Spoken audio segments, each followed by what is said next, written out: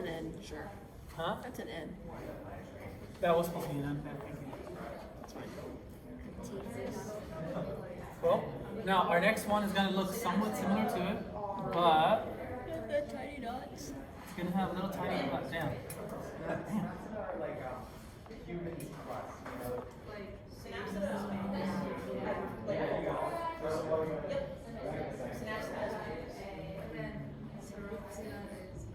You guys get it. So that's like the nucleus of the cell.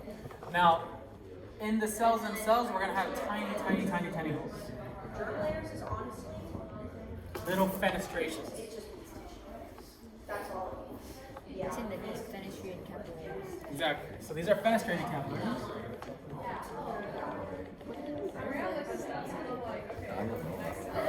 Fenestrated capillaries are more, they allow more permeability, right?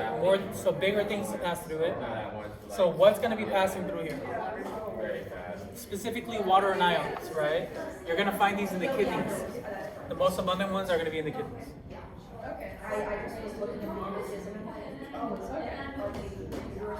This is probably going to be another test question, yeah? Yeah? Yeah. Or you can find them in one of them. Cool? Yes. Did we learn this? You remember when she was talking about she made you guys hold up the whiteboards? From the most permeable to the less permeable? That was like one of the questions. Yeah, I remember. That was it.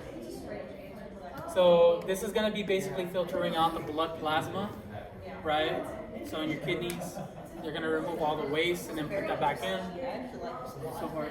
Now, our next one, there are going to be like huge breaks in the endothelium. So like, Sinusoid. there you go. I feel like this is physio stuff. Not necessarily. Because it's like kidney and liver. I don't know what I was doing.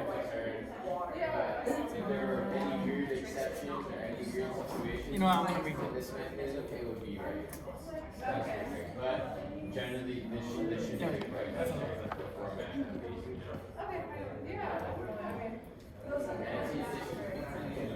So in other words, you have few blood cells that can fit through here. Right, so this is the most permeable. These are called sinusoids because it looks like they have huge sinuses, huge gaps in these. Cool? He has a record. There is that electron shit too. Yeah, of course. So again, remember a model of like Finish. No, yeah, that's perfect. Maybe. Wait, what does the sinusoids do? So sinusoids, they're going to have huge holes that allow full blood cells to either leave or whole blood cells to either come in. These are bound to the liver. The liver and the spleen, right? And then what was the other example that we said that we're going to flex on it? Yeah, we're gonna flex on it. Yeah, we know this. So you guys remember, so they go to the spleen and the liver whenever the red blood cells are dying. Whenever they're dead, they're at the end of their life, they're going over, right? So what about new red blood cells? BIOL. Bone marrow. Oh, That's busy. So in the bone marrow, remember how red bone marrow makes new red blood cells? yeah. And it's in the red bone marrow, now it has to find a way to get back into the bloodstream. The way it gets back into the bloodstream is through sinusoid capillaries. So sinusoid capillaries and bone marrow. Yeah. Because if you think about it, the bone marrow has to create those red blood cells. And now it has to find a way to put it back into the bloodstream. Alright? It's found in bone marrow and where else? Liver, spleen. Wait, so from bone marrow, like the inside of the bone, right? So like how does it get out of thick bone? Well, the bone marrow itself, bone marrow is an organ, actually. It's just found in the middle of the bone. Now the thing is, it's not. So it's in the spongy bone, right? And there's arteries that go into the spongy bone. That's all. Right, and there's like literally your bones are highly vascular. I hope you guys know that. Right, your bones have a lot of blood going into it. How? Your bones are all like they have osteocytes that are living. Right, you kind of like. So like those tiny holes, you're saying that's where arteries go to, like the one in your eye, right? Yeah, Here and here. that's one. Yeah, there's also like Arteries in go the femur there's like a nutrient artery that goes into the middle of the artery, the middle of the femur, and that's what gives nutrients to the. Yeah. Yes. Sorry. What was the bio thing with physio yesterday? Great job. So, once the liver picks up the old beat up red blood cells, it takes those red blood cells, right? And then it processes them and turns them into bile. That's all. Then it goes to the gallbladder. And then it goes to the gallbladder and stores it. You guys don't have to worry about that. They're in physio and they're going over that. Where would you find continuous capillaries? Whatever needs oxygen. Okay, and then Kidneys. Right? And then this right here would be in liver, spleen, and bone marrow. Cool? All right, good too. So now let's do any questions on the capillaries? Yes, please. what's that say? The Fenestrated fenestrated? capillaries, yeah. And what's the bottom one? Sinusoid capillaries. Thank you. You're welcome. Cool. All right. Now let's do an example of blood traveling from the right atrium. Okay. Here we go. From the right atrium to the left bicep, back to the right atrium. All right. Here we go. So starting from the right atrium, what are we gonna go through next? What's our next step? Tricuspid valve or right AV valve. Great job. Either one's accepted. Then into the right ventricle. From the right ventricle, pulmonary what? Pulmonary semilunar valve into the pulmonary trunk. To the right. You lost from what? From everything. From life or like? Shit, that's. Yeah, hug, bro? I got you. If you ever need, I got you. Yeah, we always need hugs. I've been told I give really good hugs. So, Really? so if you need a hug, I got you. Good for you. Anyways, so we're starting from the right atrium. We're just going through the pathway. So she's working to give us a question that says from the right atrium to a muscle back to the right atrium. It's basically we're just going through the pathway of the blood of the heart first because we have to find a way to get out of the heart first. Right? So we're starting at the right atrium. So where are we trying to go right now? From the right atrium to a muscle, Okay. back to the right atrium. Okay. Right? We're just going to take it one step at a time. Our first step is to find a way to get out of the pulmonary circuit and into the systemic circuit. So right atrium, right AV valve or tricuspid valve, right ventricle, pulmonary semilunar valve, pulmonary trunk. That's where we're at right now. Feel good about that? Mm-hmm. Okay. From the pulmonary trunk to the right and left what? So, No? No? what is it? Oh, common cold. It's a phallic thing. From the pulmonary trunk to the right and left? No. There's one step before that. Right and left pulmonary trunk. Right and left pulmonary Artery. arteries. Right and left In the lab.